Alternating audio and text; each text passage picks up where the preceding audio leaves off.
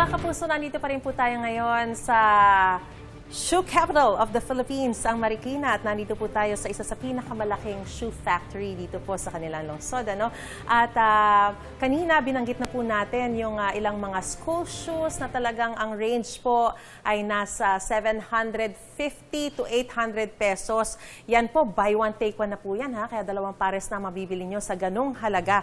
At talagang kung kayo po ay naghahabol na makabili ng mga sapatos na dekalidad, matibay at talaga namang mura, talagang dito kayo dapat pumunta sa Marikina. Ngayon, meron din po tayo, hindi lang po itong mga pang school shoes, meron po tayong mga pang trabaho. Makikita po ninyo dito sa aking gilid, ay marami pong mga sapatos na panlalaki. Ayan, pwedeng pang trabaho po yan. Pwede rin pang forma. Ayan, meron po tayong mga bota rito na ang halaga 1,500 pesos lang po. At saka rito po naman sa aking likuran, may iba pang mga klase, mga variety. May parang velvet dito, tsaka ito leather na mga bota na 1,000 pesos lang po ang halaga. At meron din syempre for ladies na bukod sa pang-eskwela, meron ding mga pang-opisina katulad nito. Ayan, maganda. Pwede rin pong pang-date, di ba?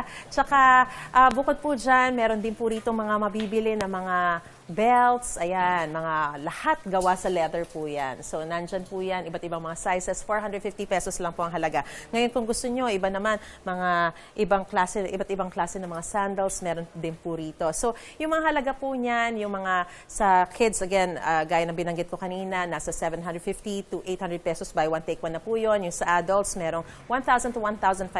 Yung regular shoes po ay nasa 900 to 2,500. Yung mga boots na pang trabaho, gaya ng binanggit ko kanina, nasa 1,000 o 1,500 sale po yan. So, dito po kayo pumunta sa Marikina kung nais niyo po ng dekalidad na sapatos.